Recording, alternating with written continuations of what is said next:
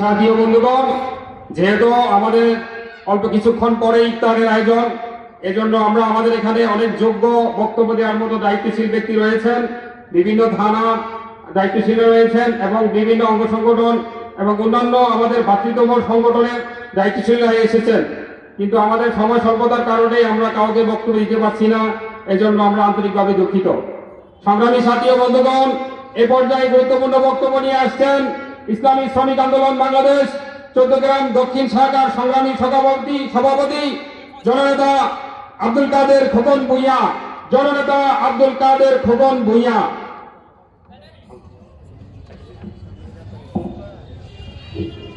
আউযু বিল্লাহি মিনাশ শাইতানির রাজিম। বিসমিল্লাহির রহমানির রহিম। উপজেলা সম্মেলন এবং ইফতার মাহফিলের আজকের সম্মানিত সভাপতি, প্রধান অতিথি, বিশেষ অতিথি, মঞ্চে উপবিষ্ট বিভিন্ন পর্যায়ের রাজনৈতিক নেতৃবৃন্দ, প্রিন্ট মিডিয়া, সাংবাদিক ভাইরা, মঞ্চের সামনে চেয়ারে বসা বিভিন্ন ইউনিয়ন থেকে আগত আমার আন্দোলনের সাথী ভাইরা, আসসালামু আলাইকুম ওয়া রাহমাতুল্লাহি ওয়া বারাকাতুহু। আমরা আজকে দোরকারা হাই স্কুল মাঠে ইফতার মাহফিল থেকে এই বাংলাদেশ মানুষদেরকে জানিয়ে দিতে চাই, আগামীর বাংলাদেশ হবে ইসলামের বাংলাদেশ। 5 আগস্ট আমরা মাথার পাগড়ি খুলে যখন কোমরে বেঁধেছি, ইসলামকে প্রতিষ্ঠা না করা পর্যন্ত এই দেশে ইসলামকে সর্বোচ্চ আসা পর্যন্ত আমাদের কোমরের থেকে পাগড়ি খুলব না ইনশাআল্লাহ। আমরা এখন থেকে সবাই প্রস্তুত থাকবেন।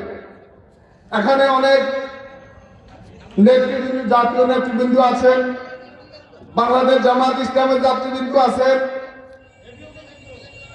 বিএনপি যাত্রীবৃন্দ আছেন।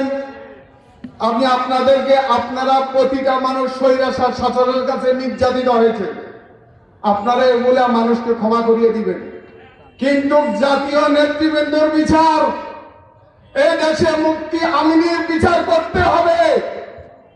এই দেশে আল্লামা দেলোয়ার হোসেন সাঈদী রাহিমাহুল্লাহ বিচার করতে হবে। এই দেশে ৭৭ গণহত্যার এই দেশে বিচার করতে হবে। আমরা এগুলো ক্ষমা করবো না। আসসালামু আলাইকুম।